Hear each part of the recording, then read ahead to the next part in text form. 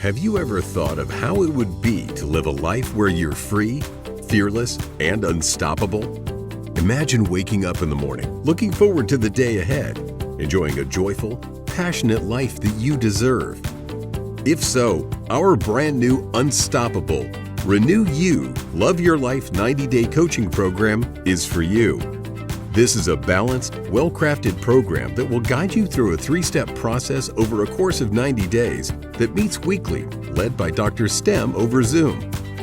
In 12 weeks, you'll get to the heart of what's holding you back so you can reset and refresh your life. The program is based on 3 pillars: inner healing, self-discovery, and self-development. Don't waste any more time putting off your heart's desires. If you want clarity and guidance as you step into your wholeness, join DrStem in this life-changing program. To be a part of the next group, apply at www.drstemy.com. Seats are limited. Go ahead and register. Now, here is DrStem. Beyond the tears, bruised but not broken, a story of hope and encouragement, read by the author, DrStem Mahlatini, the voice of hope. Forward. As of this publication, I do not have to walk on eggshells anymore. I can be myself. I can make my own decisions and my own choices. I do not need to make anyone's opinion of me or my choices determine who I become. I'm free. There are no limits. The sky is not even a limit. And I can be who I want to be and do anything I want to do in divine order.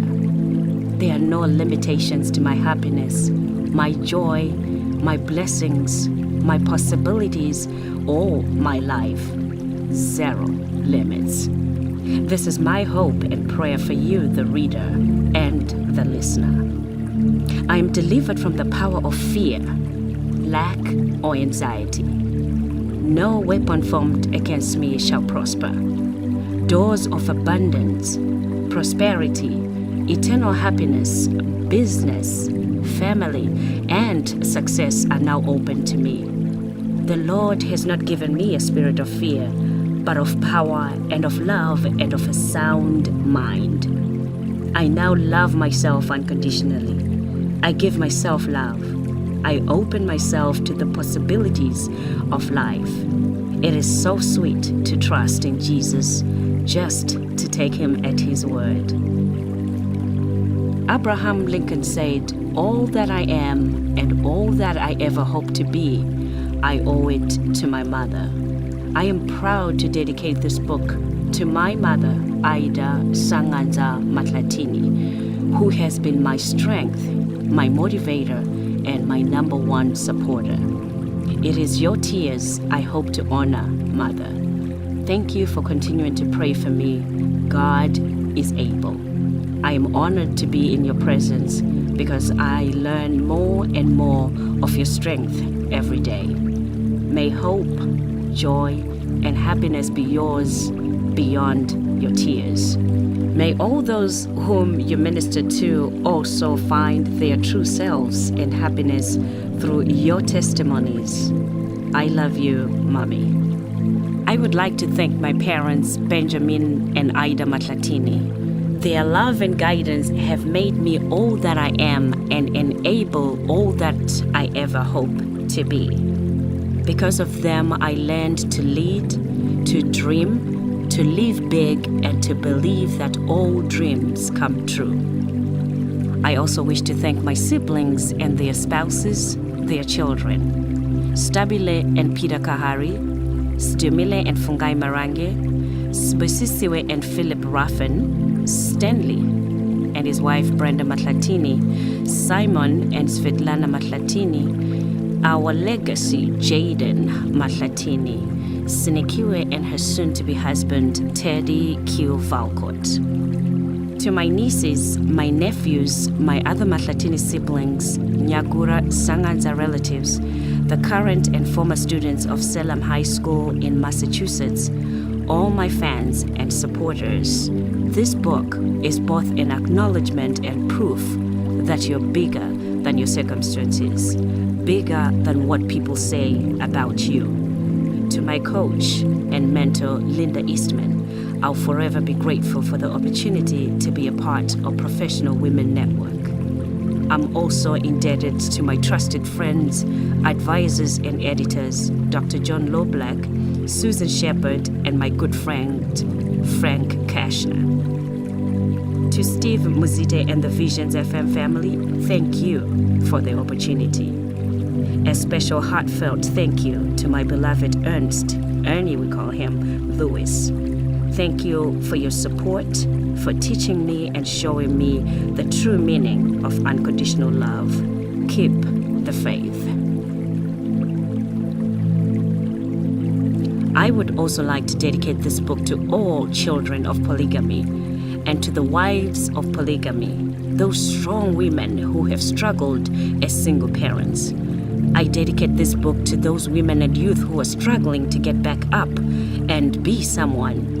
To those who dare to dream big and believe in miracles despite their circumstances. I now know what Les Brown was talking about when he said, someone's opinion of you does not have to become your reality. Regardless of your circumstances, you can succeed.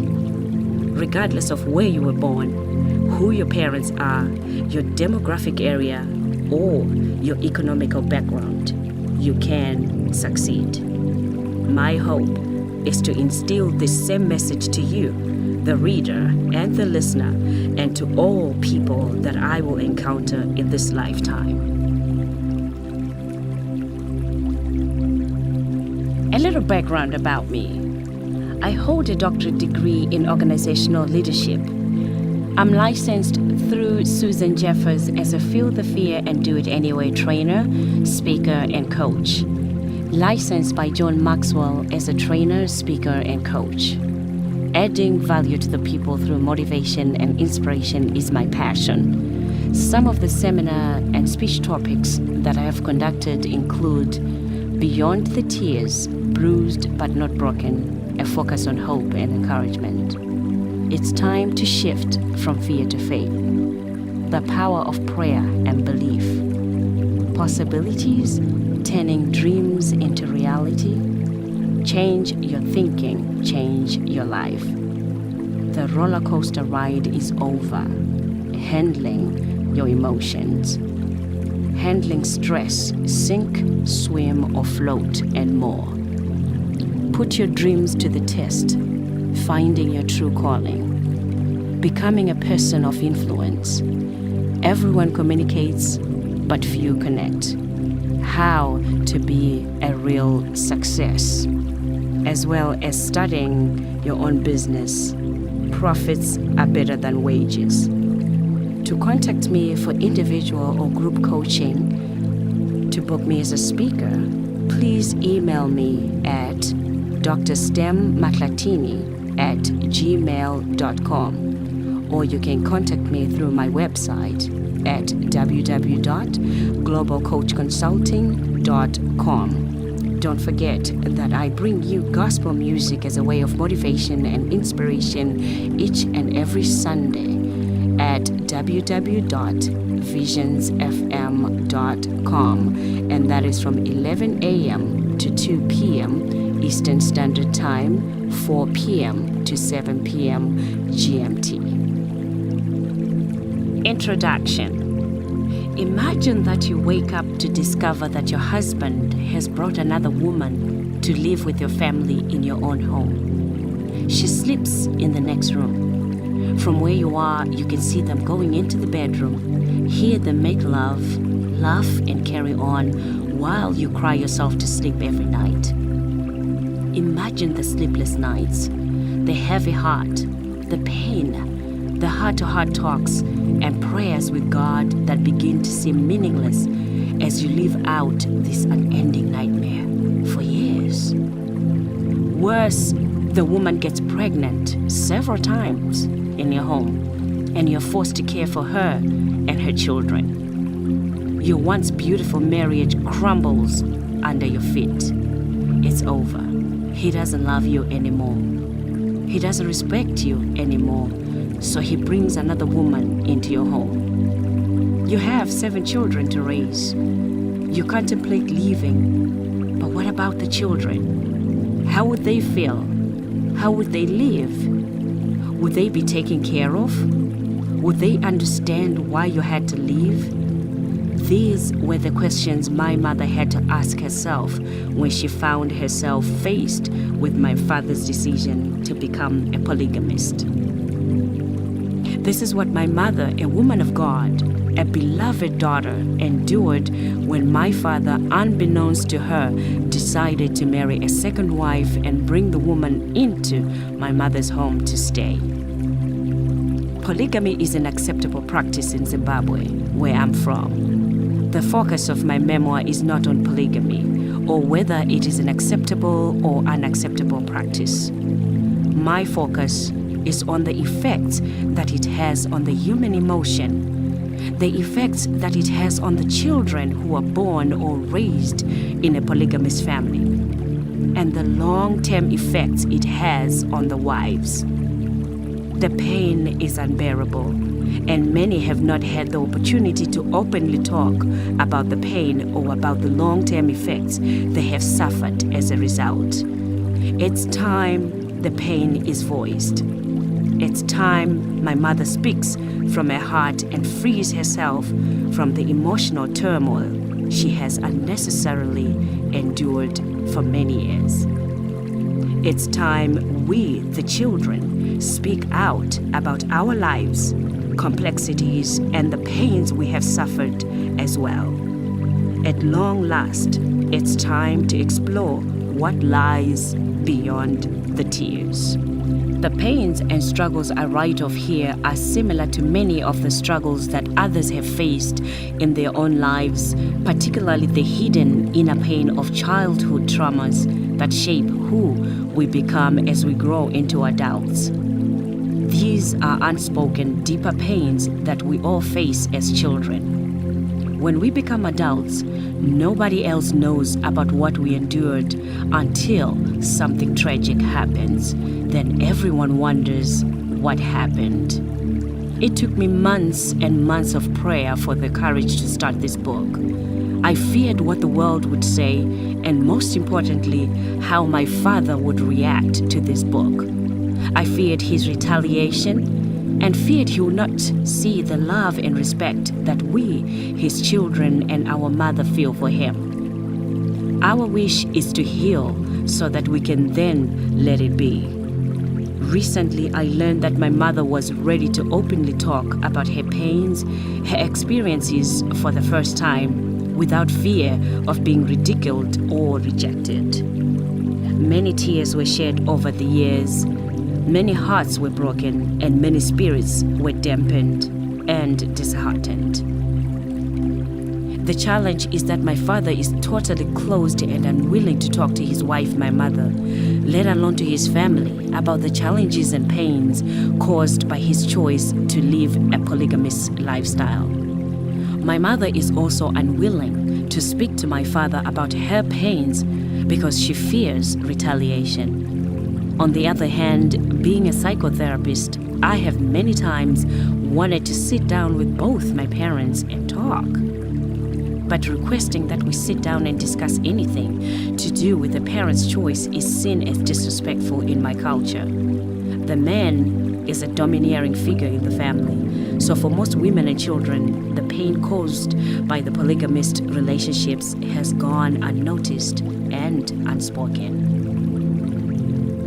Even though the man is the one who is the root cause of the emotional pains of polygamy, he's also the one who has had the choice of whether or not to allow the conversation to happen. Will he make room for a heart-to-heart talk that will allow healing and clear the air? My father has been no different when asked. He gets very angry and defensive, causing more pain than there was before.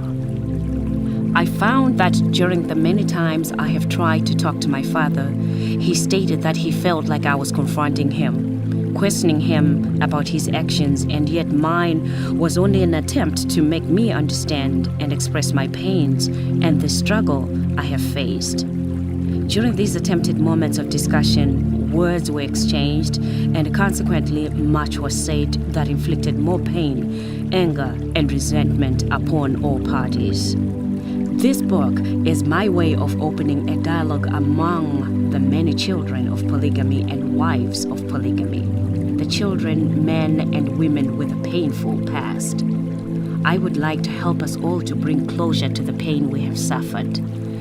I hope that this book will inspire and empower all who read it or listen to it to believe in themselves, to declare that although their past may have bruised them, still they are not broken. This book can be one way to finally allow us to open ourselves up to new life adventures, to take back the power and faith we need to rebuild and create a great life for ourselves now and in the future.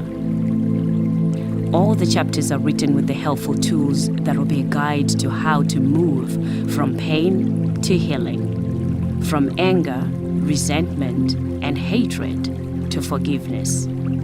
During more than 20 years as a licensed psychotherapist, I have worked with many individuals, families, and groups who have endured childhood and marital traumas, among other possible ailments.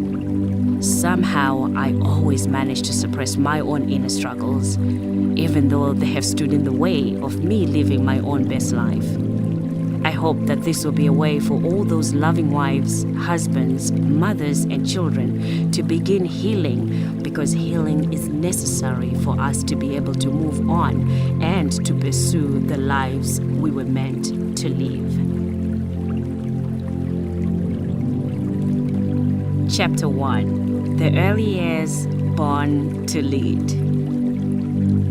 Train up a child in the way he should go. Even when he is old, he will not depart from it. Proverbs 22, verse 6. You are a leader. When you do well, everyone will do well. Your brothers and sisters look up to you, and your family is depending on you to carry the family's name. These were the words my parents bombarded me with during my early childhood, growing up in the Kambuzuma township of Zimbabwe. I'm the first of 7 children, 5 girls and 2 boys. The firstborn of proud parents Aida Sanganza Matlatini and Benjamin Matlatini. My parents were married in 1965. At that time, we lived in a 1-room house in Mbare and then moved to a 2-room home in Kambuzuma township. As I reflect back on those years, I can still see the house. It holds many special memories of my formative years. Those were often difficult days, but my mother was determined to groom her children for the challenges of tomorrow. Although we did not have much, we never went hungry. As a young child, I did not understand the gravity of our circumstances enough to appreciate my mother's handling of the situation. Looking back, I now sympathize with my mother, but boy, to me she seemed like a mean old lady. As children, we suffered the wrath of my mother for even the slightest infraction. My mother did not spare the rod. She believed that to save the child and raise fine, outstanding people, she needed to use the rod to correct us. For example, I remember being whipped on one occasion for refusing to take off my physical education uniform. In spite of the soundness of my reason, my mother was adamant about rules and regulations. We were supposed to remove our school uniforms immediately after school. That day, however, I was celebrating my school's victory in an athletic competition and had worn my uniform after school as a gesture of support. Yet my mother would not have any of that. She was afraid I would destroy the one uniform that I had. After all, there was no money to buy a replacement uniform if the one I was wearing was destroyed. Today, however, I understand my mother's frustrations. I understand her anger. She was prepared to do anything possible to protect the little that we had. She did not want to spend the few dimes she had to her name to replace a uniform that was damaged because of my juvenile indiscretions. Her reaction to my behavior could also be chalked up to her pride. She did not want her neighbors to know that we were poor. Our plight kept my mother crying day in and day out as she struggled to raise her children. As we grew older, my siblings and I would walk through the neighborhood selling mangoes, bananas, and oranges. Although my mother tells me how quiet I was as a child, I remember making my contribution to the upkeep of the family. Throughout our struggles, my mother constantly reminded me about the importance of education. She used to say, if you do not do well in school, you'll become a nobody. She made me feel that I had no choice but to do well academically because I wanted to be somebody. It wasn't easy, but I worked as hard as I possibly could to make it. As I write these words, an incident jumps out at me. It was a rainy day, and because we had no transportation at our disposal, we had to walk to school. In our household, as I have mentioned, education was seen as our ticket to a better life. Unfortunately, by the time we got to school, we were drenched and our teachers denied us entry into the classroom. As wet as we were, we felt like we were involuntarily imprisoned in the bathroom, where we were told to stay until we dried up because we could not go back in the class. We attempted wringing our uniforms dry, the only way we knew how, but it didn't work. I asked my sister Star about this incident, and she remembered it like yesterday. We haven't talked about it in a long time, but sure enough, we both cried as we recalled this incident. We were sad and embarrassed because we were the only ones who were sitting in the bathroom trying to dry ourselves. When we shared our experiences with our mother, she was devastated. At the time, she was and still is a praying woman, a woman who believes that God will have mercy on her and her family. Her faith, I believe, enabled her to give us a solid, principled foundation on which to grow. We were and still are a praying family. A family that benefited from my mother's strong and unwavering faith. One of my mother's favorite prayers was, Lord, let my tears be a blessing to my children. Hence the book title, Beyond the Tears, Bruised but Not Broken. In Shona, it is pronounced, Misodzi yangu ngaive chipo kuvana vangu. I took those words literally and have always believed that there is nothing I cannot do because my path was prayed for and anointed by my mother's words. My involvement in church and community activities kept me focused on the positive things that life had to offer. I was an altar girl. I participated in Sunday school. I served as a youth leader, and I became a member of the Girls' Brigade. My involvement in these activities helped me tremendously. They opened my eyes to what might one day be instead of the harsh reality of my family's poverty. While we were in Kambuzuma, we went to bed most evenings after consuming porridge and chicken feet when my father was not home. I remember those days you could get a big slice of meat for 20 cents and would cut that one piece into many pieces to make stew.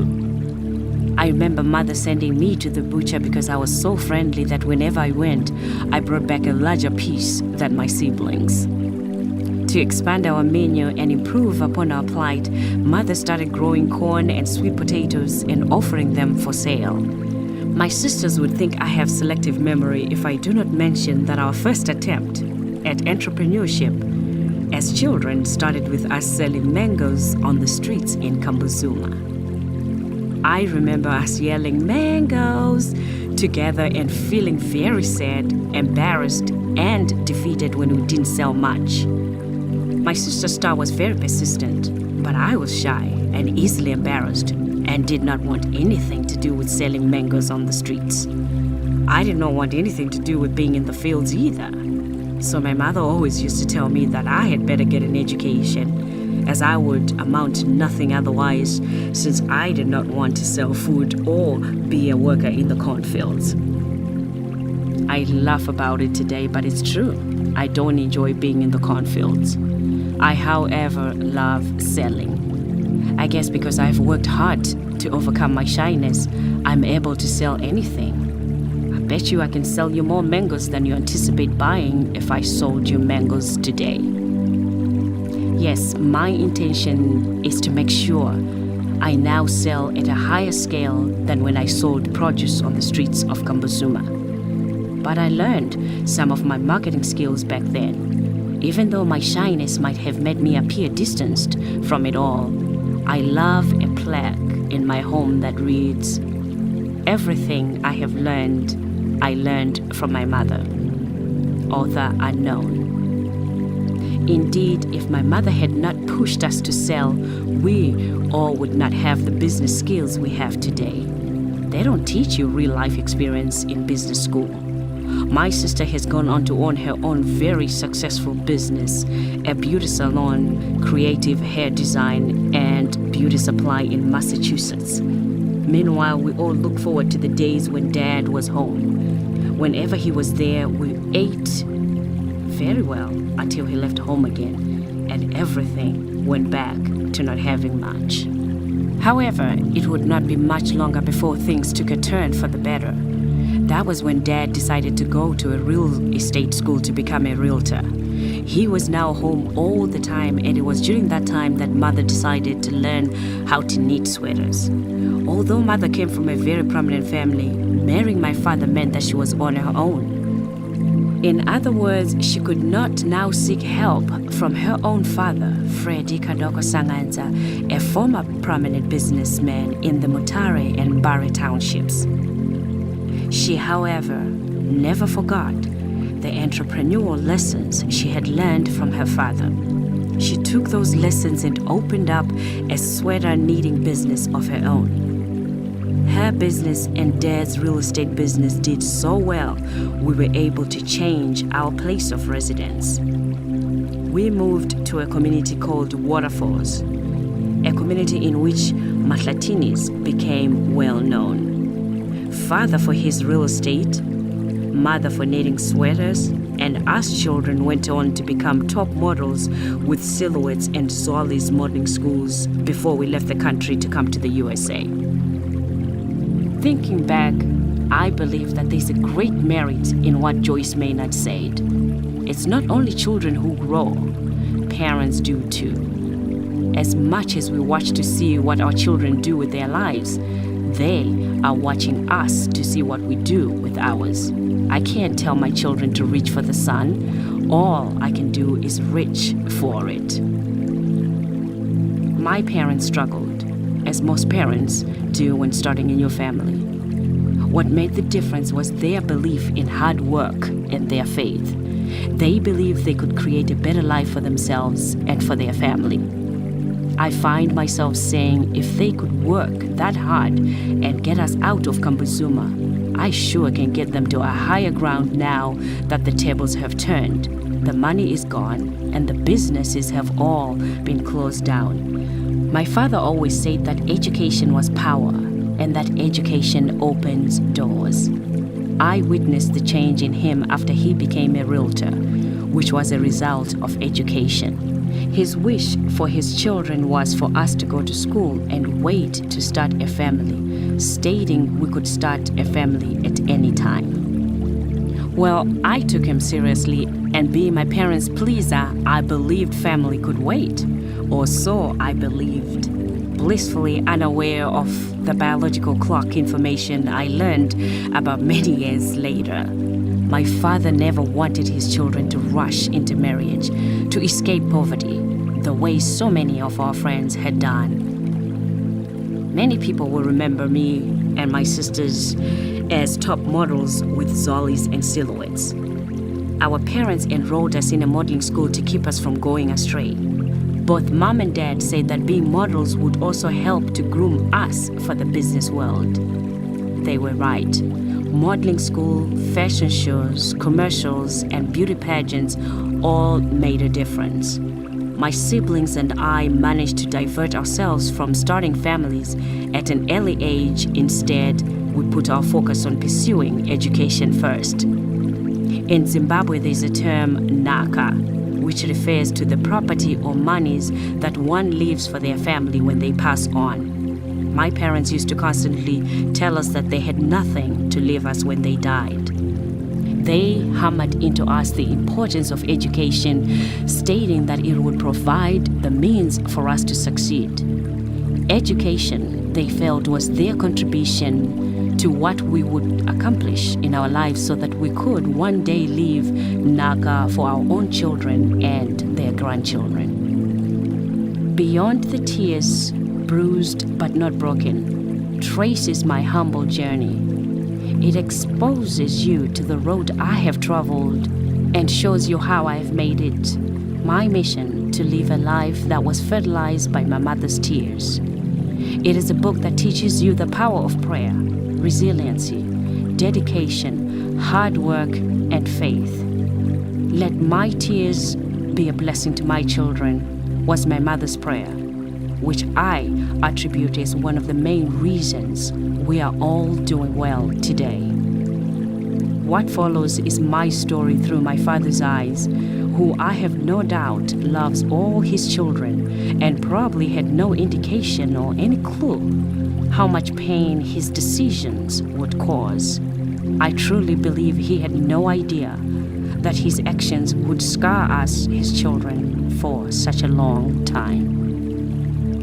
I grew up being Daddy's girl, but I was so hurt and disappointed with his decision because he's the one that taught us that polygamy was a dumb idea. He said people destroy their families for nothing, and yet he ended up doing the very same thing. I asked him to write an introduction that I could include in my book, and he wrote the following heartfelt letter. Stembile, which is my full name, you were my firstborn, and from the moment you could sit down and crawl around, I knew that there was something special about you. I knew you would be a leader. At an early age, you became very responsible. You displayed leadership skills far beyond your years. Because of what we saw in you, your mother and I reminded you time and time again about being a leader.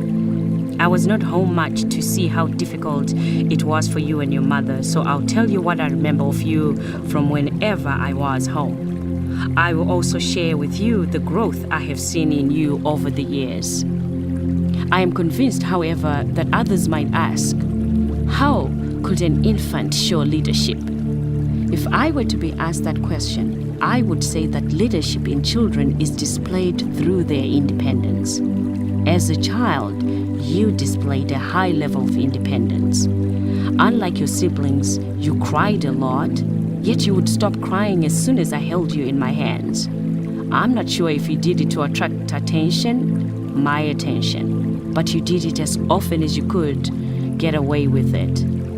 Nonetheless, as soon as your crying episodes were over, you would immediately start arranging, destroying, and rearranging the toys that were placed before you on the floor. Other times, I would put you outside in the yard on a blanket. On the blanket, I would put some sand all around you for your protection and comfort. Then you would go around and round on the blanket playing with your toys. As poor as we were back then, we could not afford modern toys. Instead, I used sticks and spoons as toys for you. While your mother worked on her household chores, you would arrange, rearrange, and rearrange those items. When there was no one else to play with, you were comfortable playing by yourself.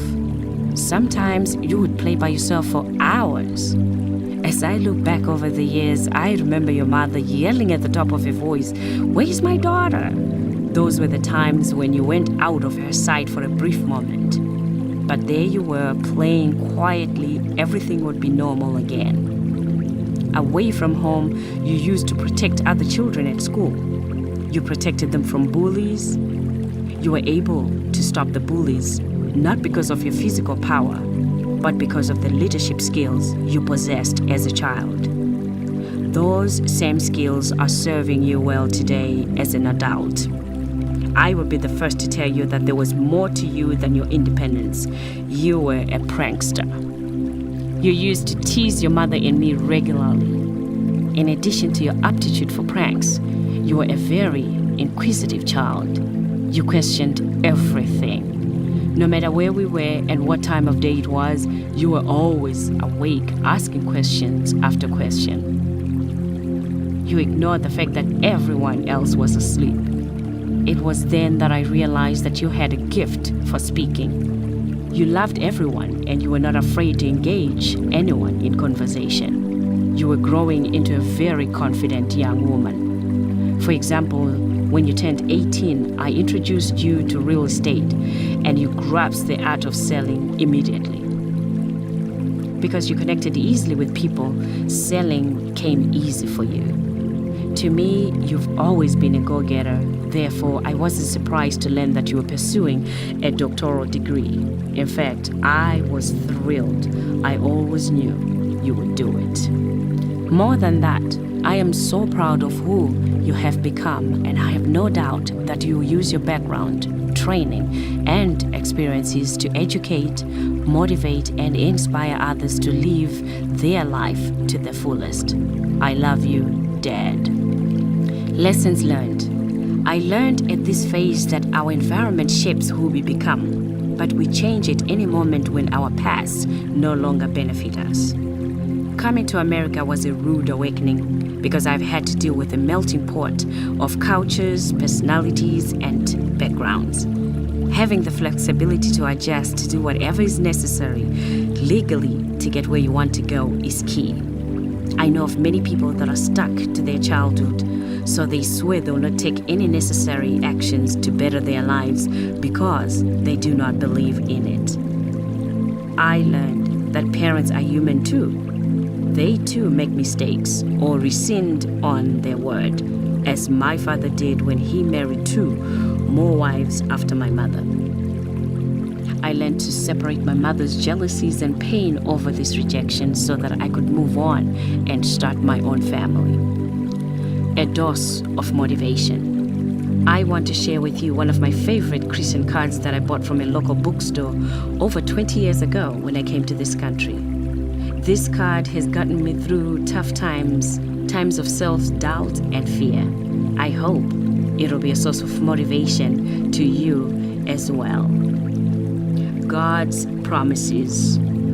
I will never leave you nor forsake you. Joshua 1 verse 5. I will instruct you and teach you in the way you should go. I will counsel you and watch over you. Psalm 32 verse 8. I will sustain you and I rescue you. Isaiah 46 verse 4. I will strengthen you and help you. I will uphold you with my righteous right hand. Isaiah 41 verse 10. I will be with you and will watch over you wherever you go. Genesis 28 verse 15. I have engraved you on the palms of my hand. Isaiah 49 verse 16. I will walk with you and among you and be your God, and you will be my people. Leviticus 26 verse 12. These, as well as many other Bible verses, strengthen me when I'm weak, as I have no doubt God's handprint is all over whatever is happening to me at that moment. I am grateful for His promises, for I have learned His will, and not my will be done at all times. Chapter 2. The Big Move to the USA, Dealing with Change. Do not follow where the path may lead. Go instead where there is no path and leave a trail. Harold R. McClellan. I had heard of people leaving their homes and their countries to better their lives by seeking an education. And for the life of me, I never thought it would be possible for me. Unfortunately, when I completed my high school career with merely average grades, I was unable to get into the one local university in Zimbabwe. I was incredibly disappointed and angry with myself for not having better grades, even though I had worked my tail off hoping to get good grades. I had to repeat my senior year in order to seek better grades, and again I failed to get accepted into the university. In those days, most of the girls I went to school with were getting married and starting families.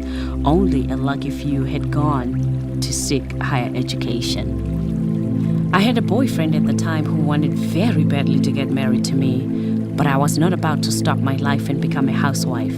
I wanted to better my education, to be a better partner to my husband, independent and have the ability to care for myself and my family if, God forbids, I got divorced or my husband decided to practice polygamy.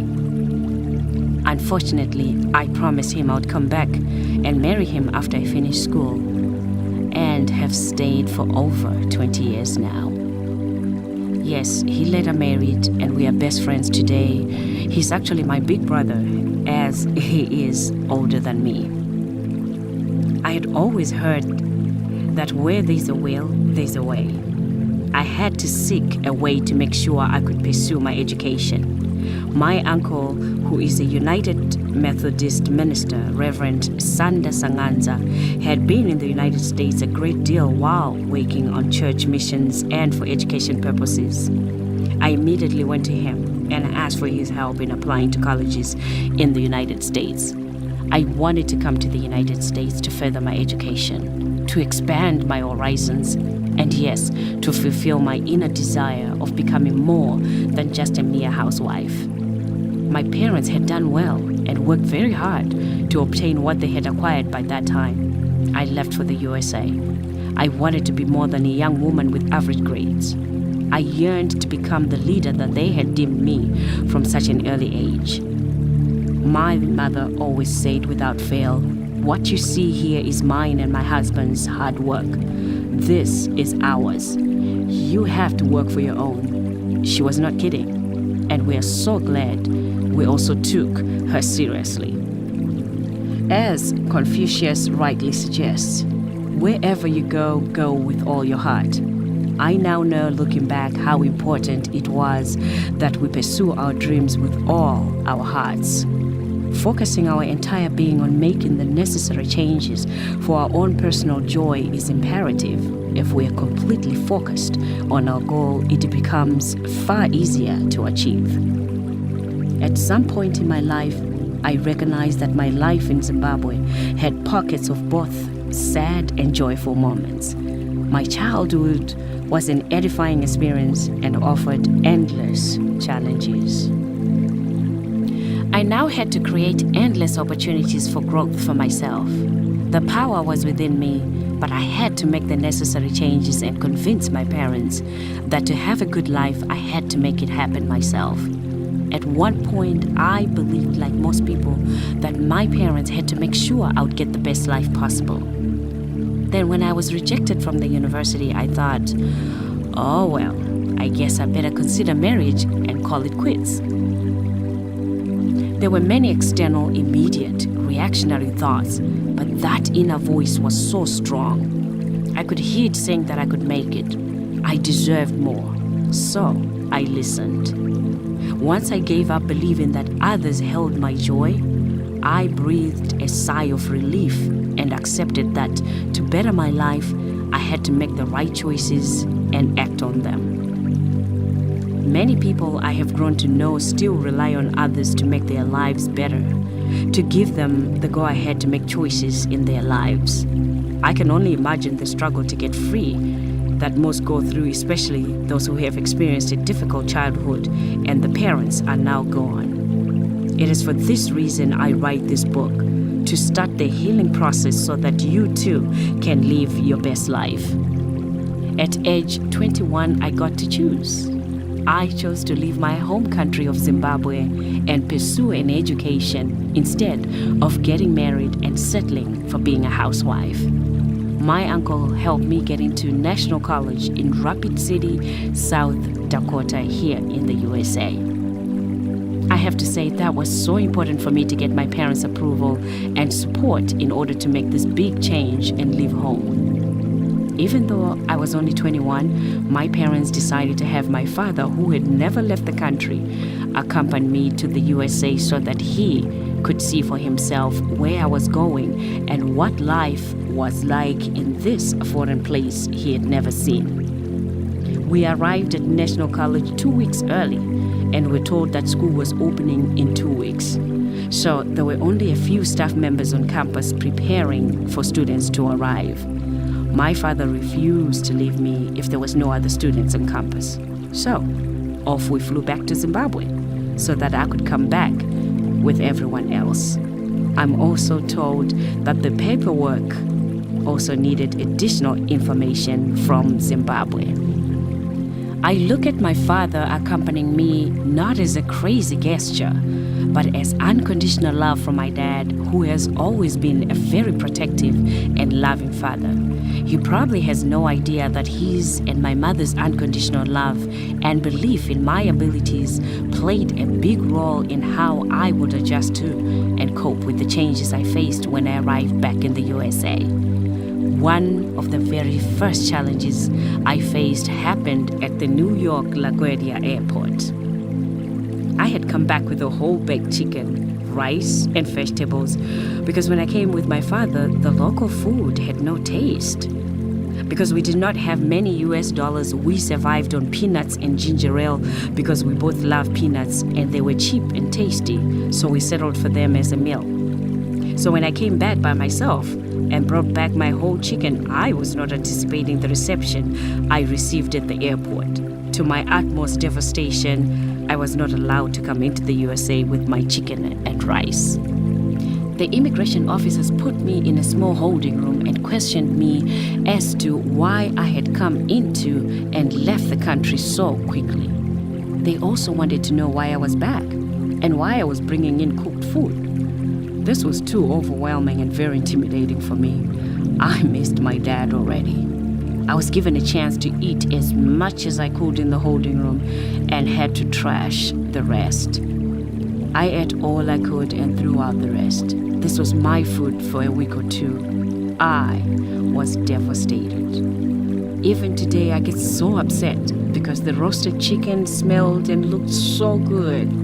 My mother and my late aunt, Dorothy Maklatini Chisho, had cooked it for me, and those officers made me throw it out. Oh well, such is life in these United States of America. After 9/11, I understand the need for such stringent rules regarding food being brought in the country. My next immediate challenge that I won't forget was during my second week at the school when I found a job in the business office that paid $2.50 an hour. I was elated I could work because at this time, besides tuition, my parents had difficulty getting foreign currency. My excitement did not last long. I was called by the business manager in her office.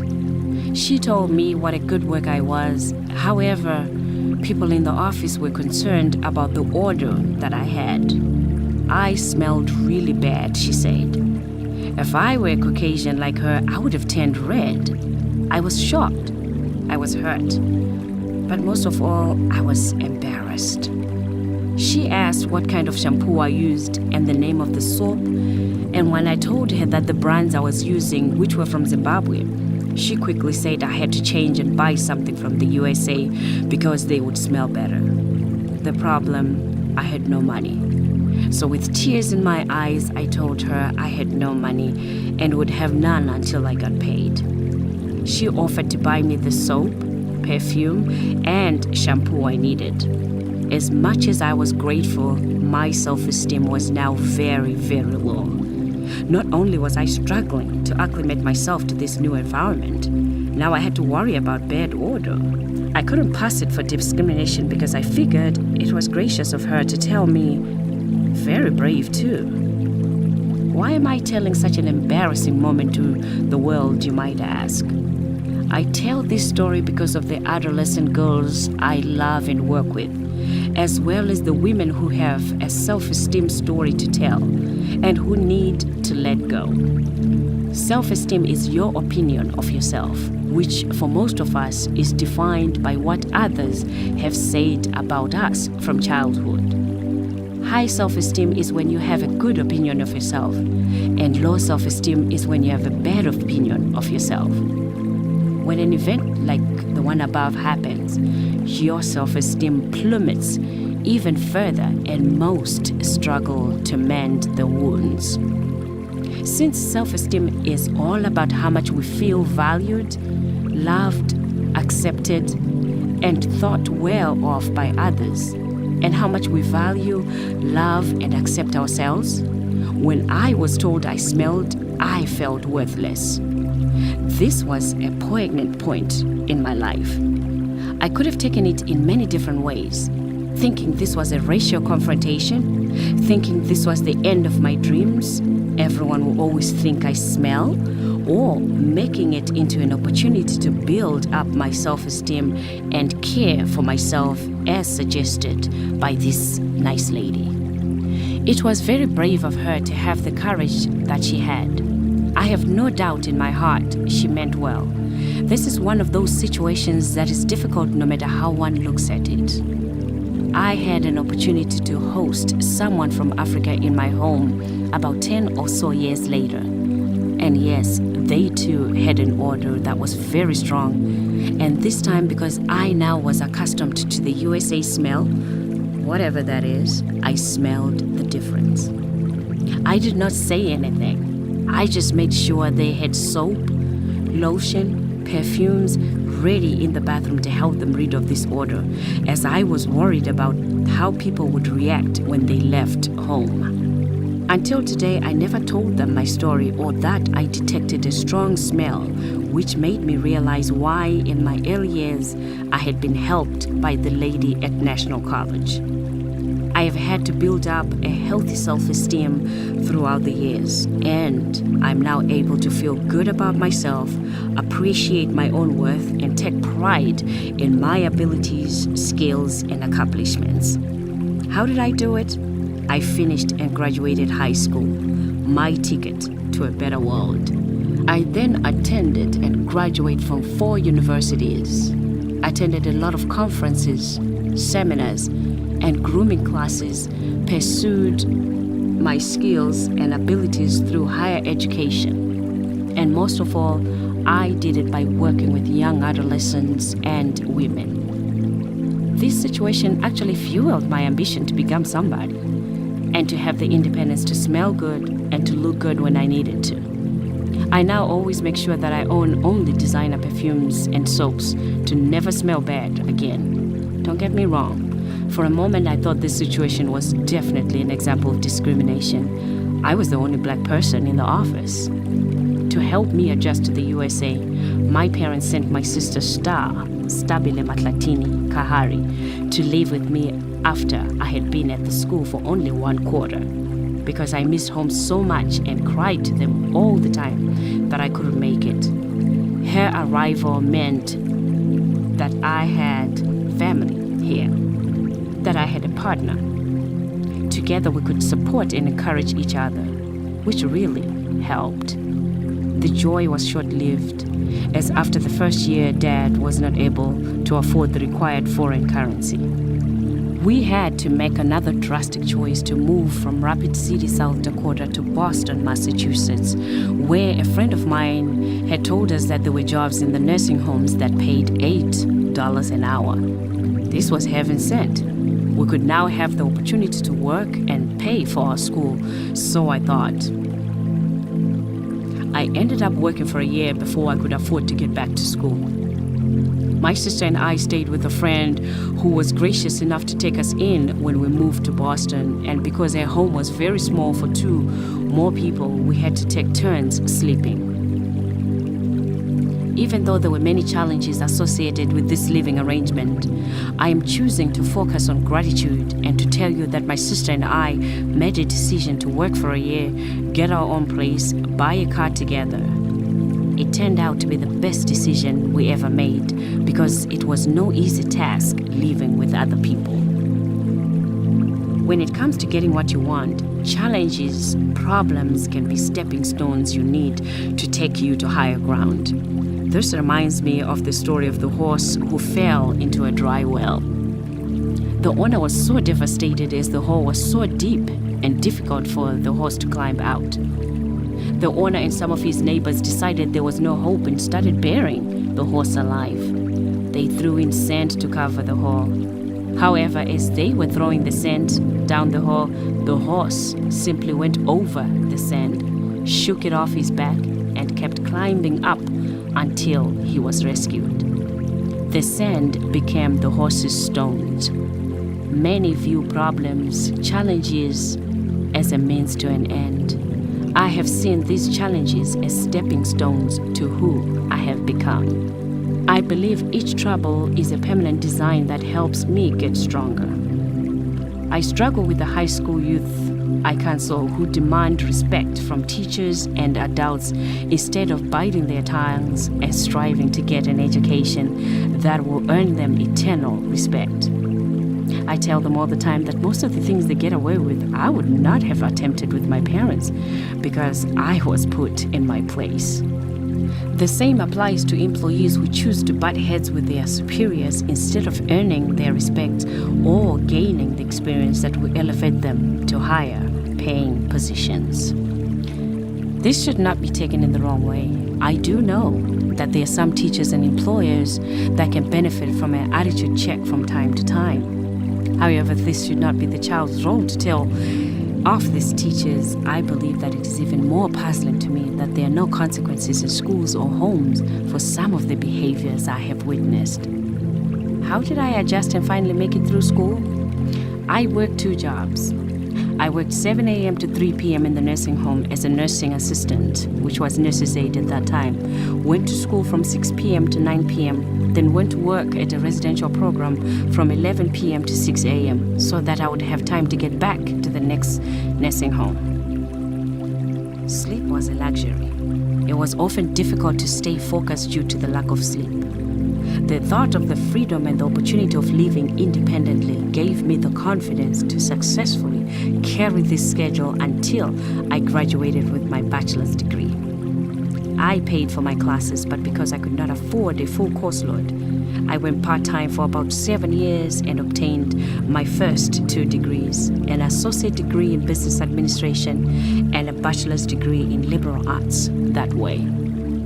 This was a bittersweet achievement because it took me so long and it took a lot out of me to make this happen. The thrill of graduation and the delight of knowing I could be successful later drove me right back into seeking a higher and higher education. Lessons learned. The move from Zimbabwe to the USA had a lot of lessons in store for me.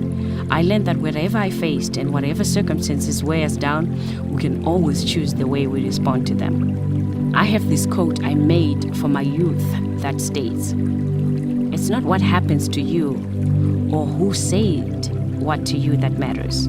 It is the way you respond that matters. How you live your life is totally up to you. It is not dependent upon your circumstances.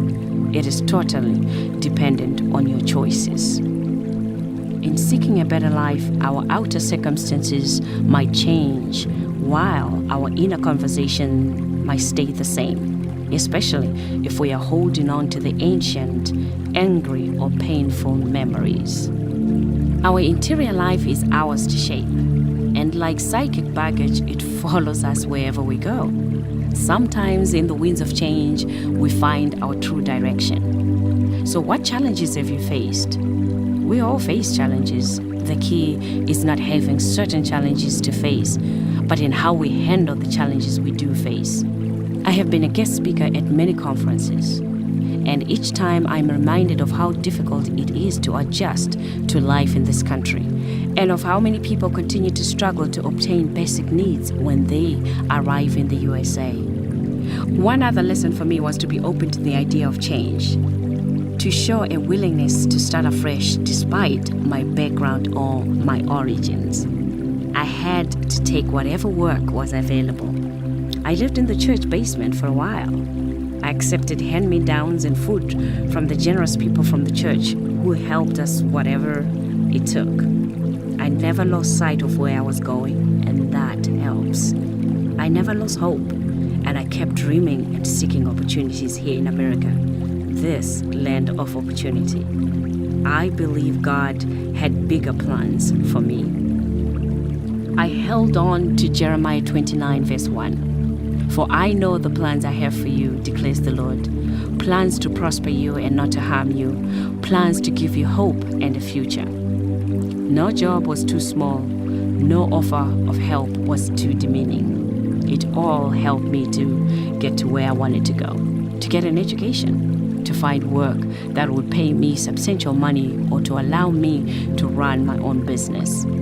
It is critical to know where you're going, to have a direction, a dose of motivation. Life does not always present us with an ideal situation in which everything works out according to our plans and our wishes. That is where your belief, beyond anything you've ever done, the faith and action that will move mountains, comes in. We must motivate ourselves to do what we must do to get on with our lives. We have to create the life that we want. But first, you have to decide what you want in your life. Many of the people I know are working 2 or 3 jobs to make ends meet, building homes back in Zimbabwe or maintaining business back in Zimbabwe. My question is, have you decided when and how you will enjoy that home? When will you enjoy the benefits of your business? For those that are just working and not seeing how they can get back to school, start a business, or build back home if that is what they desire, I say to you, it's possible. You can start by answering the questions below, determining what you want, and making time to get it. We all have 24 hours in the day. It's how you choose to use your 24 hours that matters. You do not need money to start pursuing your dream. It helps along the way, but your decision to know where you want to go and what you want is what truly matters. The way will come. Trust in the Lord to do His part and to carry you through. You have to believe that it's possible. So let's start your journey to a life of your own making by answering the following. What do you want in life? Do you feel worthy of achieving everything you desire? Are there things in your past that have made you feel unworthy? What can you do to encourage yourself, to raise your self-esteem, and to be worthy of the life you wish for?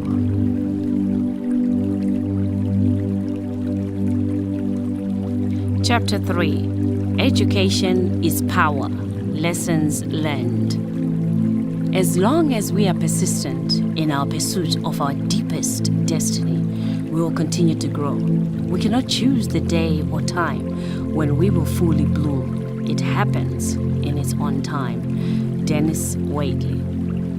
Although I think it is very easy to explain the importance of education, it is also important to start this chapter by emphasizing another favorite quote on persistence. Ambition is the path to success. Persistence is the vehicle you arrive in. Bill Bradley. Persistence is sticking with it despite your circumstances. And that is the key to understanding the importance of education. Why is education so important? And how do you determine if there is a need to pursue it in your life? Well, when life is not what you expected because you cannot afford to pay your bills, or when you cannot afford to take time off to enjoy a well-earned vacation, or when you cannot easily afford to do what your heart desires due to lack of money, then you will know the importance of education. For those who are parents, it is the moment when you cannot afford to give your children what they desire or need that makes you realize the importance of education. I realized really quickly when I arrived in the USA that I needed to focus on obtaining an education in order to better my life. I just knew without any doubt that life would be different if I received some form of training or education. The minimum wage jobs I was doing were tedious, difficult, and depressing. The one thing that helped me to focus on going to school was the promise I had made my parents and my friends, that is to seek an education in the United States. I knew that this was the number one reason I was here, so I had to find ways and means of earning an education.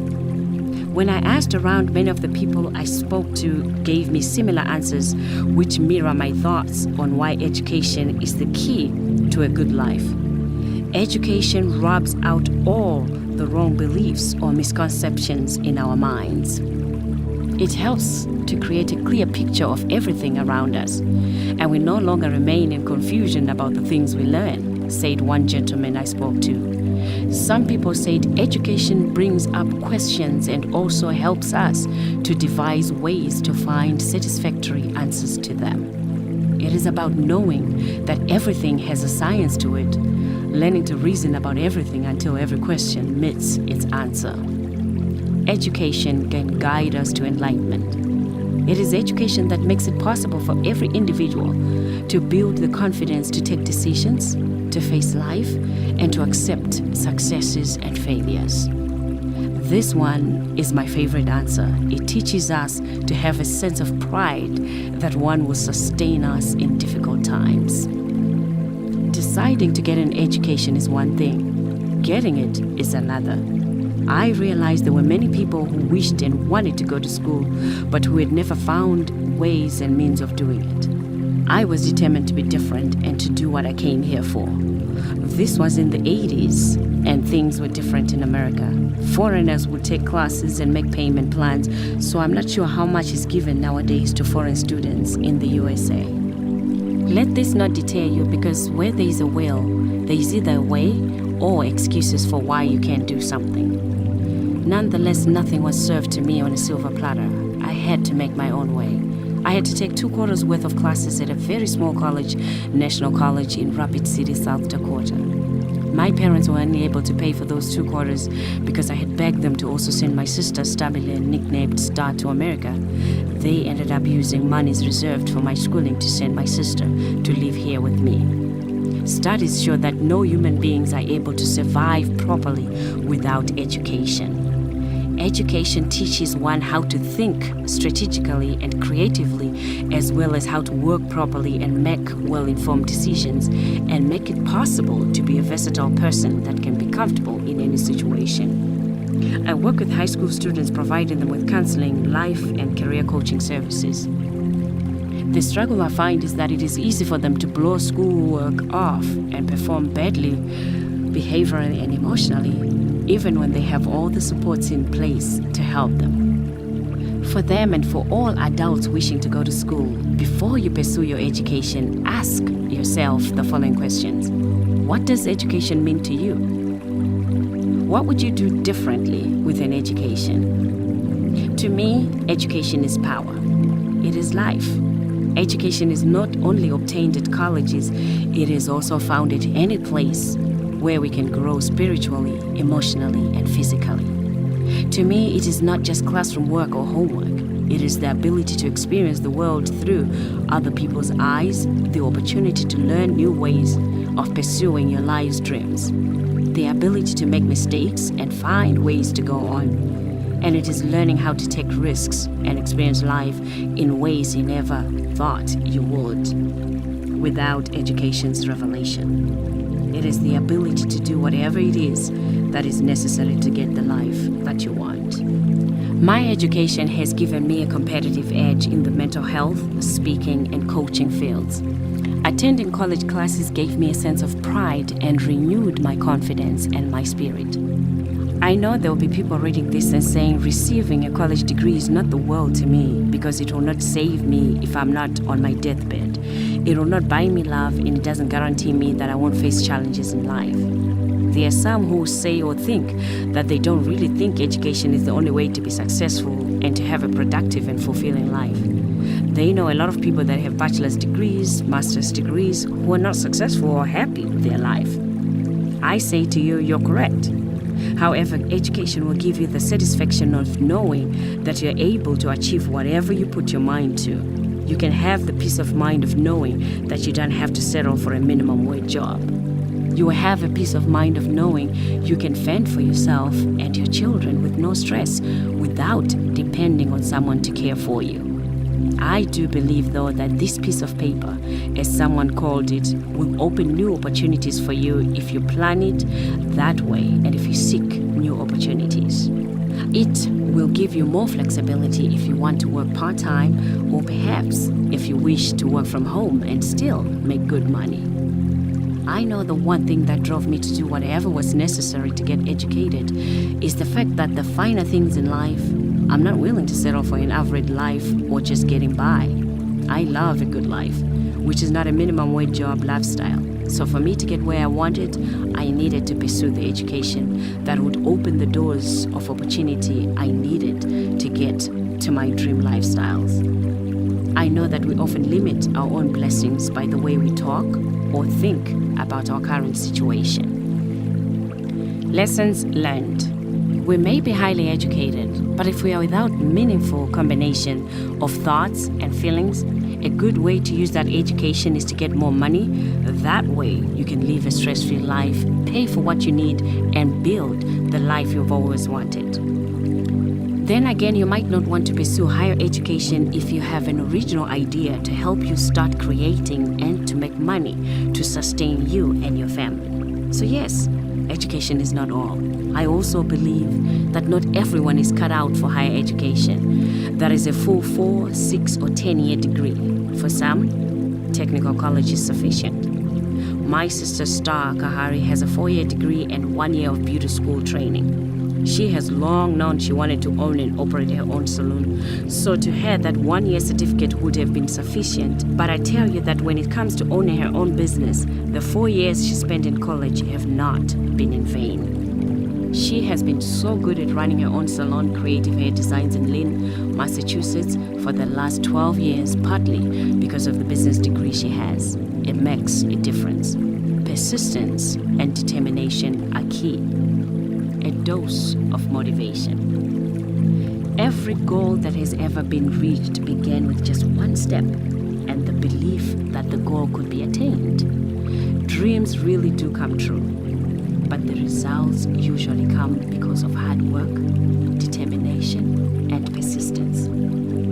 Look deep within your heart and determine what would better your life. Think about what you desire and find the strength to work at pursuing your passion. You'll find strength within you that you never knew you had. Education is key. It is life. The following will help you to jumpstart. Attend church seminars, life coaching seminars, continuing education seminars, or even professional development training sessions. Don't let old mistakes or misfortunes hold you back. Learn from them. Forgive yourself and forgive others and move on. Only you can do this. Choose to take control of your life. Learn something new every day by reading a new book or by watching, listening to something motivational or inspiring. The answer is within you. Learn from others. Be interested in what they know and in how they can help you. It is your sweat, your frustrations, and your hard work that will bring you the life you seek. Chapter 4. The power of believing in yourself and your dreams. A successful person is one who can lay a firm foundation with the bricks that others throw at him or her. David Brinkley. Growing up, I was privileged to meet a lot of people who had the chance to leave Zimbabwe and go to other countries to seek a better life. There was a significant difference between those who came back with their lives reflecting a major change and those who came back but their lives were the same. The difference, I think, had to do with attitude, ambition, having dreams to pursue, and having the ability to endure hardship. I came to the United States believing that life would be better, so no matter how difficult it got or how difficult it gets, I hold on to the belief that my life could and can get better. From the time I was in primary school at the Kurai and Wazanai primary schools, I was a hard worker. Despite the poverty, walking to school with no shoes, wearing slippers from Bata when times were good, getting rained on during bad weather, I was determined to believe my life could and would be better. I had no doubt that God had bigger plans for me and my family than the struggles that we faced. I have been a prayer warrior from a very young age when I attended the Anglican Church in Section 3 of Kambuzuma Township. I was a faithful member who believed and who still believes that God keeps his promises, that he never forgets, and that he will remember me in my prayers. I believe those things because of my faith. I did realize at the time I was planting a seed in my heart of wanting to do better, preparing fertile ground for a fighting spirit that would help me to survive in the United States. I believe that God, the Creator, Allah, or whomever you believe to be your Creator, created us all to lead a good life, a successful, stress-free life. I believe that before we were born, he laid out a plan for each of us, and in this plan, our path is laid out with each moment we'll face in our life. The people we'll meet, the places we'll go, the work we will do, the families we'll have, the misfortunes we'll face, the pain, the difficult moments, the favors we'll encounter, all of these things are laid out. I believe this life outline is destined to happen no matter how good, bad, educated, uneducated, rich or poor we are. The major importance of this is that we must encounter difficulties in our lives, but what matters is how we deal with each phase and each moment. When I started work as a nurse's aide in the nursing home, it was such a demeaning and gross job that I would never had the picture of myself doing it in a million years. Many people were working in the nursing home when I first came in the early 80s. They spoke so badly about what we were doing, and yet they kept doing the work. I landed this job as a favor of the Lord. It lifted me up from the church basement and brought me to higher ground. At first, I was elated to get the paycheck and not interested in the job itself. It was just a way to make ends meet and to pay for my tuition. It wasn't until I sat down and determined where I was going, why I was here, and what I wanted in life, that this very dirty job became a blessing, and so did the patients I served. I realized that these were real people like me who had aged or who were disabled and therefore unable to care for themselves. They relied on me to care for them. They relied on me to feed, change, and bathe them, and to be in their private moments because they had no choice. It was then that I prayed for the patients to care for them and for the strength to do the work without complaining, without grumbling, and without becoming angry. I prayed and I conquered. The more I accepted where I was, knowing that this very job would elevate me to where I wanted to go, opportunities opened for me. People were more helpful, and I found myself being blessed beyond measure. My blessings, and they were blessings, though you might never have believed it, were having patients that had not spoken say thank you or just hello. I was so happy to hear from them, and I was glad when they smiled because I knew that was their way of saying thank you. I felt obligated to do my best as the person God had chosen to care for his children on his behalf. When I looked at my work and my life from a biblical perspective, taking the view that God has control of my life and all that will happen to me, I felt a sense of relief like no other. I remembered what my mother always says to me, that when you do something from the heart, people are grateful, and their gratitude or thank you is a prayer for you.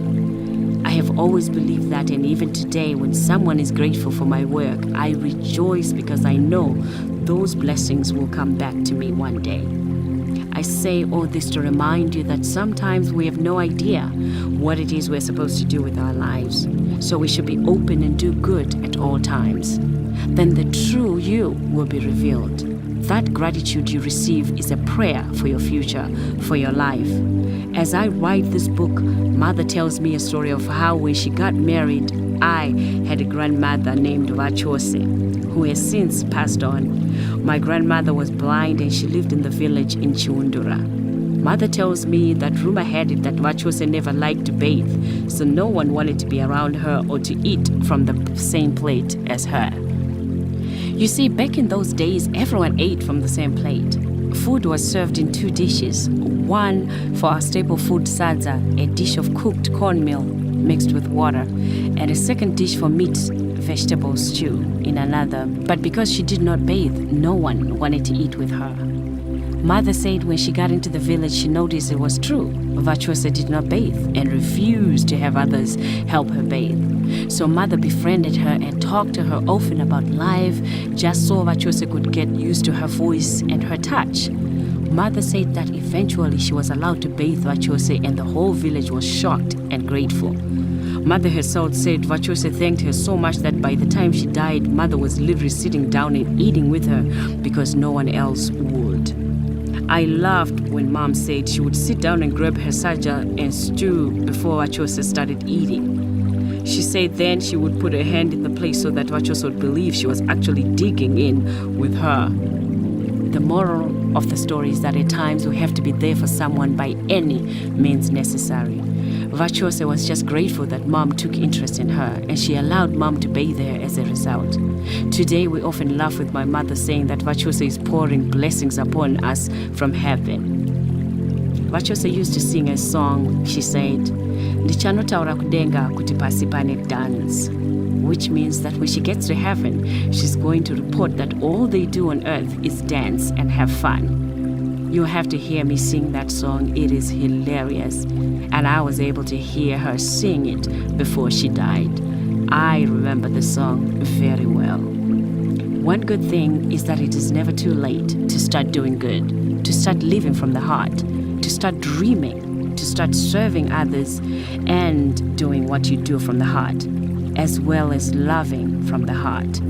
The key is to believe in what makes you feel good and makes you feel happy. To believe that your willingness to take risks, to take opportunities that come your way, and to work hard towards getting what you want will bring you the rewards you deserve. When you find yourself becoming discouraged with some part of your current personal or professional life, ask yourself what you believe in. Life will give you what you ask of it, what you believe you deserve. The key is to wholeheartedly pursue your life's goals with an open mind, believing that you can change your life at any moment. Your hard work will be rewarded. How do I know? Because I have studied, read about, and met people like you and me who have done well in life only because they had a dream, they believed, and they worked hard. Many people I have coached and advised have said to me that it is easier for some because some people have not had a past like theirs. Yes, some have had a past that was difficult, a past full of painful memories of sexual, physical, and emotional abuse. It is difficult to cope with this past. It requires a lot of effort to work through the pain, but the good news is that it is possible to overcome these memories and to live a purposeful life. The important thing to remember is you have to make up your mind to work at ridding yourself of these defeating emotions, feelings, and memories. I've had people come to me and ask for us to pray for openness before we start therapy because they feel they might sabotage their own healing. So whatever it takes, commit yourself to defeating the inner pains that have prevented you from believing and dreaming. Lessons learned. It is very important, very important to have an idea of what you desire in life, of what your dream is. It is important to create and pursue a dream no matter your age, because as long as we are alive, we can dream, we can believe, and we can pursue our dream. I have heard before that if you imagine yourself on top of a mountain, you can choose to wing your way towards the clouds, or you can simply walk the usually ordinary paths that lead to the valley below. I now know that the sky is not a limit. There are no limits. We can do whatever we want to do, be whoever we want to be, as long as we believe and act diligently towards achieving what we want. There will no doubt be difficult times ahead. There will be situations that will take you away from doing what you want to do. You will face illness, marriage problems, challenges with raising children, financial challenges, infertility, lack of love, drug or alcohol use, jail time, or eviction. These things happen. They all can happen to the best of us.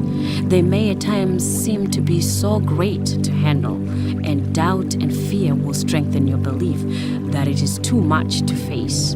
But your faith and the knowledge that others have overcome these challenges will pull you through. A dose of motivation. It is the courage, the belief, the determination, the willingness to face challenges, and the willingness to take chances that will ease your life, give you what you want, and better your situation. It's not about having everything going right at all times. It is about facing whatever goes wrong with the faith that this too shall pass. It's about having the determination to go on in spite of the obstacles in your way, to save time if you have to go through life's storms when you're faced with them, because there'll be a time when all is well and the storms finally pass by. Know that you are bigger than the moment. However terrible it is, you have everything within you to deal with any situation that comes your way. And when it seems too much to handle, surrender to a higher power and be still. It's not where you stand or where your life is at the moment that is important. It's where you're going that really, truly matters. That is why it is critical to determine where you're going. My mother's tears and prayers helped me set sail. I created my dream life when I heard my mother saying, "Lord, let my pain, suffering, and tears be a blessing to my children." My path has been ordained and blessed, but it was and is up to me to work at getting all that she prayed for. I believe with all my heart that God heard those prayers and will reward all of us children for those times Mother cried out to God. I believe God is not done blessing us yet. The questions you should ask yourself are, what do you believe in? What dreams and wishes for your life do you have? Your path too has been prayed for, as I have yet to see any mother who does not pray for her children. All mothers openly or secretly pray for their children. So your path has been prayed for too. Believe and trust that your life will get better, that it can get better, because it's true. It's not about understanding why something happened, why someone would have done what they did. It's about rising above all that happened. It's about being able to believe in your heart of hearts that there will always be more good than bad in this world. There are and there will be good, trustworthy people around you. Remember, we only have today, and tomorrow is not promised to any of us. However, if we live to the best of our ability, tomorrow will bring new, exciting opportunities. This is your life. Take the power to choose what you will do with it. Choose to dream big, do big, and love big. You, and only you, can control your happiness and your achievements in life. Make it a worthwhile journey. Chapter 5. Dealing with Fear and Failure. The key to change is to let go of fear. Roseanne Cash. Fear and failure are two words that I know well. They were my daily bread for me when I was growing up. I was always afraid of doing badly and failing because the expectations associated with being the firstborn were very high. I heard so often that I was a leader and needed to be an example to my siblings, my family, and my community. In Zimbabwe, families are very close, so it is not surprising to have people who you don't even know telling you to stop doing something or just watching your every move. Every adult has the right to watch over you, give you advice, and most of all, report to your parents any behaviors they see as bad. Hence, I always feared disappointing all the people who believed in me even before I believed in myself, those who in one form or another helped to shape the person who I have become. In primary and secondary school, I put a great deal of effort into attending classes, studying exams, and making sure I behaved well. I always received C's, so at times I honestly couldn't see myself getting far, because the studying I had done did not help to improve my grades. I knew, however, that quitting was not an option. It became critically important to deal with my own fears from a very early age, and I relied on inspiration and motivation which came through many channels. I went to church diligently with no excuses to hear what the Lord had planned for me. I spoke to people who were uplifting. I read books. I was curious, very curious, as my parents would tell me. I'm sure many who are reading this book will remember the poem Don't Quit. I used this poem to inspire me whenever I faced discouragement, whenever I felt afraid, and when I didn't believe in myself. Here's a reminder. The poem goes like this: don't quit. When things go wrong, as they sometimes will, when the road you're trudging seems all uphill, when the funds are low and the debts are high, and when you want to smile but you have to sigh, when care is pressing you down a bit, rest if you must, but don't you quit.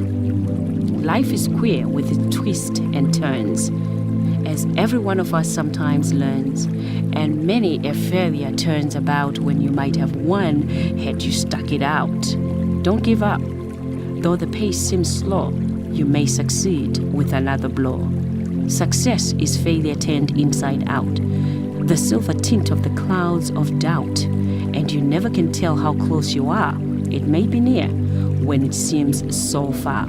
So stick to the fight when your heart is hit. It's when things seem worst that you mustn't quit. Author unknown. I now use the same poem to motivate, uplift, and inspire others, hoping that many will take it to heart and believe that they have what it takes to make the best of their lives. My motto has long been quitting is not an option. I actually really believe from the bottom of my heart. That is why before throwing in the towel, I give all opportunities a fair chance. To quit would be a frightening excuse to let a growing talent languish within me. To quit is to give in to the opposition, to give in to those people who said that I would not amount to anything. To quit is one way of agreeing with that inner voice within me, one that expresses fear and tells me how incapable I am. Among the failures I have encountered, one in particular comes to mind. It happened when I was blessed with a very high-paying job. At least it was considered high-paying at that time in Tampa, Florida. I was being paid $18,000 as a master's level social worker, and I felt so depressed, deprived, and underpaid. I decided to do what many today still doubt, paid a tithe and prayed for God's guidance. I was tired of complaining and of nothing changing. I knew that with my master's degree and my experience, I could do more and earn more. I gave my whole paycheck of $950, representing 2 weeks of work, as a commitment to my Savior and to show that I was ready for change. It took a week for me to see my blessing, but I saw it when I attended training in Tampa at the local university. There was a lady in the training class who came to me during the break and asked if I was a licensed social worker. I said yes. And she said, "Do you want a job in Tampa? If you do, let me know. We're looking for licensed people." I could not believe my ears. The job paid $52,000 a year, a fortune in comparison to my previous salary. I was sold. Needless to say, I got the job and moved from Orlando to Tampa. For those in doubt, tithing and offerings work. They do. I worked there for a year with no problems, and then came the unexpected failure. I had my annual evaluation, and out of nowhere, my supervisor said I was not doing the work according to their policies. She noted numerous things I had done wrong, which was a shock to me, as no one had pointed to me that I was doing anything wrong. I had applied for a promotion and she said I was not eligible. Actually, she wrote me up, giving me a warning right at that moment. I was shocked. I felt numb and helpless. Within 2 weeks, I was fired. I was stunned. I was devastated. How could I have failed at this high-paying job? I remember my embarrassment as I drove from this job, playing the song by Donnie McClurkin, Stand, which said, when a situation like this presented to you and I, God, says you can make it, will you still stand and trust me? With tears in my eyes, I found myself saying, yes, Lord, I'll trust you. To me, this was God's voice telling me to just stand. He was telling me that He has a purpose for my life and that He needed to move me. I truly was not thinking of moving. I was very content, even though the job was so stressful and challenging. After 3 months of fasting, praying, and doing menial jobs, I got the job of a lifetime as a transplant social worker with Tampa General Hospital. I loved this job. I saw God's hand at work firsthand, whether it was the operating room, the boardroom where the decisions to do a transplant or not were made, or with the families who waited patiently for loved ones to heal. I was instrumental. I felt God's hand in all that I did, and I found myself confidently pursuing my doctoral studies with no hassle. I needed to be moved. It was not a failure after all. 6 months after I was fired, one girl from the company called me and told me they had all been let go. The company went out of business. There were over 60 licensed social workers looking for work, and the Lord had moved me and given me a job before everyone else was let go. What a lesson in failure and faith. His plans are better than I could ever imagine. I have had my share of many other instances I call failures, and it is interesting that what comes to mind next is marriage. I have been married before for a very short period. I was with Harold Marks, a gentle, loving, and kind man who tried his level best. I'll forever respect him. We dated for 10 years and married for less than a year before we divorced. Why did this happen? I ask myself. Looking back, I dated him for 10 years. However, we had differences that made me think we were not meant for each other. Like many people, I ignored the voice and the feelings that kept nagging within me that this was not to be. We broke up many times during the 10 years we dated. I knew that we were having difficulties, and he knew it, but we hung in there. It was easy for me to hang in there because I was in school doing my doctoral studies, and I was so busy that I totally paid a blind eye to my relationship. I didn't want to work on it or break it off. I was content just having him around when he could be. Thinking about it, this was not only a failure on my part, but the fear of being alone also played a big part in my staying with him for so long. What I know now is that when you are in that state of fear, you give yourself so many reasons to explain why it is hard to do something. I now realize these are all excuses. The funny thing is, when you say the reasons more often than not, you end up truly believing you're right and that it's truly not possible. I know I am not alone in the quest to start a family or in wishing to fall in love, get married, and start a family. Like most ladies in my age group, 40 to 50 years of age, who are not married and don't have kids, I chose pursuing an education over marriage. I truly listened to what my parents wanted me to do, which was to be educated. I placed more focus on that than starting a family. I have beat myself up about what I could have done, why I just didn't get married and go to school, why this, why that, and I find myself more afraid of not knowing the answers than of just being. And yes, it's true. The more education, expertise you hold, the more intimidating you are to most men. I have no doubt that the right man will not be intimidated, as he will see the true me and not my degrees and profession. It's amazing how you work so hard to be somebody, and at the end of it all, you still yearn to have a family and find yourself struggling to find the right person. I have hope that soon I'll have a testimony to write in my next book about how my blessing finally came to pass. So let's keep praying and being still. I also strongly believe that my life is ordered, as I have mentioned previously. If I were to be married and have children, it could have happened despite my ambitions. I believe and strongly believe that God has not forgotten me. I believe He knows my heart. He knows my wishes and my dreams of falling in love and marrying someone who would love me unconditionally until the end. I am content with my life.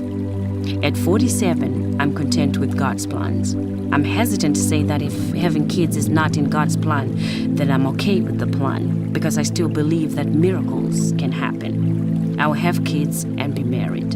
It is my prayer that the unforeseen will happen to me. To be married and have children at 47 will be a testimony I will live to tell. My goal and my lifelong dream is to be an instrument of hope and of peace to those I serve. I enjoy talking to people. I take pleasure in making them feel good and in contributing to their understanding of themselves, their situations, and their past. Working with adolescents and women has allowed me the opportunity to know that one can make an impact despite one's fears. I love seeing the happiness and the pride in the high school students I work with when they finally get it and start working hard at obtaining their high school diplomas. Many have not seen their future, but they build up their dreams to help them stay on course, and they work hard to get the key to their future, the high school diploma. I believe I'm a vessel, and I pray that I'll be made into more than an ordinary servant. My goal is to continue to ignite the inner strength that we all possess to create that life that we want. To motivate and inspire others to greatness is my goal and my heart. So I'm open to any and all lessons as I move along my life path. We all have one life to live. So letting fear, anger, or resentment keep us stuck could easily be seen as a waste of one's precious life. I believe my story will be a boost of confidence to those who await their right partner and family. My faith and my knowledge of God's supernatural powers have sustained me. I believe that with God all things are possible. I have faith that because I have waited, my strength will be renewed and I will see the impossible happening. The most difficult challenge with me being a public figure is that everyone has high expectations of me. They celebrate each time I date, and when it fails, I'm left to deal with the rejection and failure in public. I have learned to be still and wait. I have learned to be content with what people will say about my status as a single person with no kids of my own. I have learned to be secretive and not to say who I'm dating before he is the one. That is part of being still and knowing that all things will work together for His greatness. The pain and stress of being alone and childless have in some ways led to a journey of self-discovery. I have been to see therapists to talk about my emotions. I have been prayed for. I have taught and participated in training sessions that focus on the pain and the stress of being single and childless. I have even preached on the topic of being single. Through all this, I have seen myself coping with the fear of being alone, the fear of not being a mother, and the fear of failing in my marriage in a much better way. I also know that for me to testify about this long journey is to give empowerment and inspiration to many who are going through the same struggles. It is okay not to be married. It is okay not to have children of my own. And it is okay to believe until it is impossible. In my case, I have no doubt my children will be a testimony to God's mercies and to the power of prayer and belief. I have no doubt that my tears and struggles I have endured as I yearn for true love and a family will be a blessing to many who will read my books, attend my seminars, or listen to my radio and television shows. I have no doubt. I remain expectant. I humbly wait. All of us dream of doing well in our lives. We all want to be successful. All of us have big dreams, even though at times some people think they do not dream. There is a fire within each of us, a desire to be someone. We all try very hard to achieve our goals, our dreams, we do. But on our journey to achieving those dreams, if we face a failure, a stumbling block, we might just break down completely. Sometimes for some, it becomes difficult to keep trying to get something because of the failures they have faced before. What ends up happening is that even when you try to work on achieving something, when you have this feeling of defeat, you're not able to put 100% into pursuing what you want. You feel discouraged, and as a result, you find excuses to avoid the issue and stop working towards what you want. Intentionally or unintentionally, the fear of failure affects all of our efforts or our performances at one time or another. One of my goals was to be a publisher, a motivational, inspirational speaker, and a trainer and coach. I was never afraid of being in front of people. However, I was afraid of my accent, afraid that people would not understand me. I was afraid of what people would say. I was afraid of being a failure.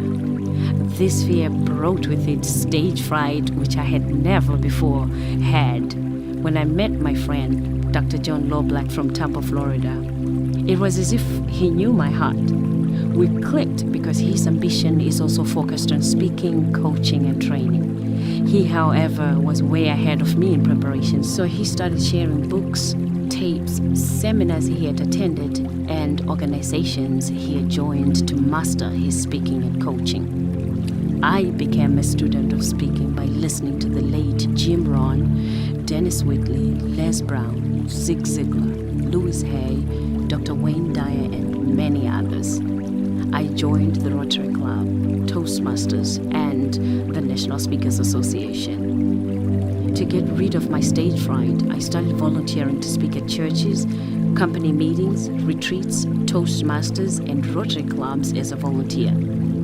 I like the saying that says, to conquer fear, you just have to do what you're afraid of.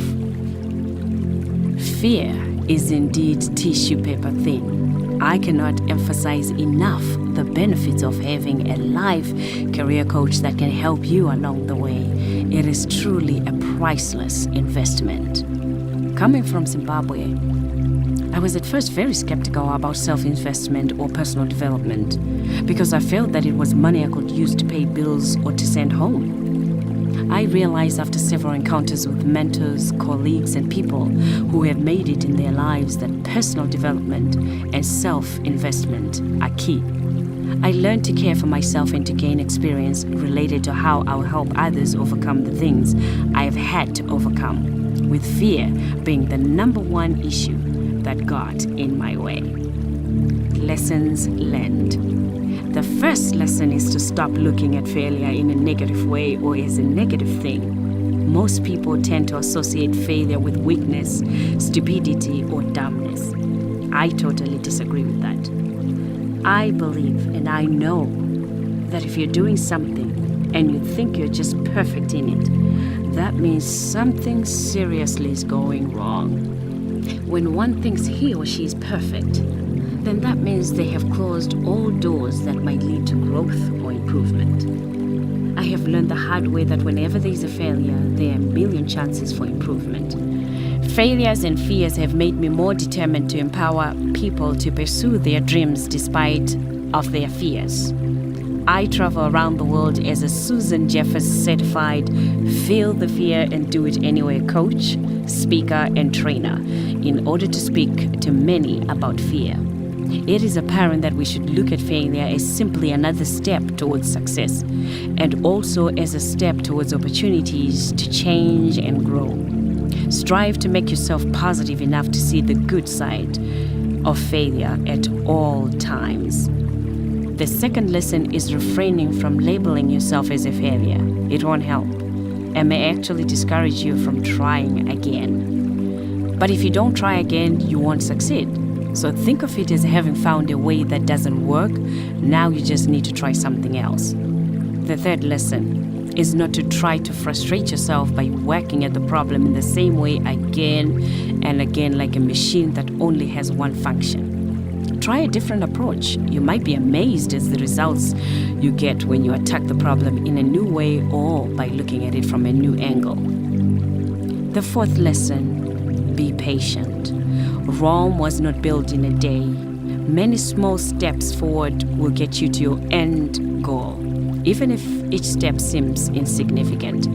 For my Christian believers out there, the following are lessons and beliefs that have helped me cope with my fears in a more mature Christian way. Number 1, strongly believe that a Christian can become successful in spite of past failures because of God's incredible grace and forgiveness. We may have to live with the results of some of our failures or sins, yet God is free to continue to love us in Christ and use us for His purposes because of grace. John 21 and Peter. Number 2, seek to use failures as lessons for promoting growth and change. Understand that failures remind us of the consequences of our decisions. We reap what we sow. This is the law of the harvest. Failures remind us of what can happen. They can make us careful, but they should not be allowed to paralyze us. After recognizing that our failures show us what we should and should not do, they become lessons in where we went wrong and why. You know what they say. Hindsight is 20/20. If we will learn from history from our past mistakes, it can help us avoid making the same mistake twice. Number 3, after failing at something, acknowledge your failures and refuse to hide behind some lame excuse. Confess any sins to God when sin is involved in the failure. Study or examine what happened so that you can learn from the failure. Put it behind you and move ahead. 1 John 1 verse 9 and Philippians 3 verse 13. Be assured of God's forgiveness. You are forgiven. Count on and rest in His forgiveness and refuse the failure as an excuse for morbid introspection, pessimism, self-pity, depression, or fear of moving on. If not for yourself, then for the Lord. Ask Him for forgiveness and move on despite the embarrassment or the fear of ridicule that you might feel. Number 4, choose to grow through failure. God loves you despite your faults. His love is unconditional. Know that we are not now perfect, nor will we ever be. Remember that God still has a plan for our lives. God is not through with us yet, and we need to get on with His plan. Number 5, there are many causes of failure. Yes, there are many causes of failure. Some are the product of specific acts of sin, but some are not. Some are simply the product of ignorance or of circumstances beyond our control. Whether caused by sin or by the many things that can happen beyond our control, all failure teaches us the important truth of just how desperately we need God or a higher power and how much we need His mercy and His grace in our lives. Sometimes our failures are mirrors of criticism, but they can always become tools for growth and for deeper levels of trust and commitment to God if we respond to them as such, rather than choosing to rebel or become hardened as a result of the difficulty. As Erwin W. Lutzer puts it, God is adequate for all kinds of failure. Some failures may not be our fault, but they serve as reminders that we must live with eternal priorities in mind. Other failures are directly the result of our own sinful choices. Regardless, God has made more adequate provision for us to live as a life of freedom and productivity, a life of abundance and peace, in spite of it all. A dose of motivation. Our faithfulness in the present will reap greater rewards in the future. When I teach on subjects such as living your dream life, overcoming life's obstacles, profits are better than wages, feel the fear and do it anyway, or forgiveness is key to your freedom, I always emphasize the importance of sticking to your goals and sacrificing for what you want. As I talk about the sacrifices that must be made, I usually get some discontented stares, but I always leave the attendees with one question. How badly do you want it? Well, how badly? That's my question to you today. Do you want your dream bad enough that you're willing to burn the midnight oil? Do you want your dream bad enough to feel the fear and do it anyway? Do you want your dream bad enough to withstand criticism and opposition? Will you continue to persist in the face of rejection or loss? Will you throw in the towel when things do not go as you expected them to? Make no mistake about it, your confidence and your determination will be tested as you pursue your passions and dreams. But understand the challenges you face are not uncommon. As you study the lives of great men and women in history, as well as in contemporary society, let their lives serve as inspiration that will sustain you through the difficult times. If they made it, in spite of what they had to endure, so can you. I want to encourage you not to give up just because it's hard. Keep pressing forward. Just know that some of the greatest achievements have their origin in the most complicated and challenging problems. I have learned that where there is great difficulty, there is also great opportunity. If you've given up on your dream or placed it on the back burner due to difficulties or distractions, moving from your home country, getting married, or having children, I want to challenge you to pick it up again. Reignite your passion and make the decision that you're going to see it through to the end. Don't make any excuses. Just do it. Retaining or hiring a coach will be beneficial in getting started if you're hesitant or unsure. Success seems to be connected with action. Successful men keep moving. They make mistakes, but they don't quit. Conrad Hilton. Are you ready to live your best life? You deserve to wake up in the morning feeling excited about the day ahead. Don't waste any more time putting off your heart's desires. Embrace your passionate, joyful life with our brand new, unstoppable Renew You Love Your Life 90-day coaching program. Discover what makes your heart sing. Together we'll set meaningful goals and craft a path to a life you absolutely love. Are you ready to be free, fearless, and unstoppable? Visit our website at www.DrStem.com to learn more and book a free discovery call.